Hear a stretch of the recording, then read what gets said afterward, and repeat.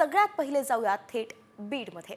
सरपंच संतोष देशमुख यांच्या हत्येप्रकरणी बीडमध्ये आज सर्वपक्षीय मूक मोर्चा काढण्यात येणार आहे। सकाळी 10 वाजता बीडच्या डॉक्टर बाबासाहेब आंबेडकर चौकातून या मोर्चाला सुरुवात होईल।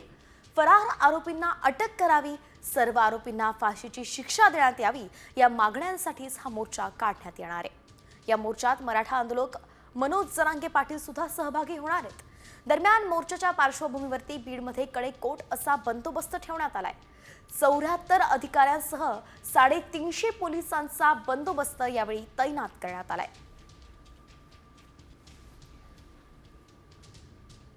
बीड सरपंच हत्या प्रकरणामध्ये आता आंदोलक आक्रमक झाल्याचं पाहायला मिळत आहे। बीडमध्ये आज सर्वपक्षीय नेते जे आहेत त्यांचा मोर्चा निघणार आहे। मूक मोर्चा हा असणार आहे आणि याला मनोज जरांगे पाटील सुद्धा असणार आहेत।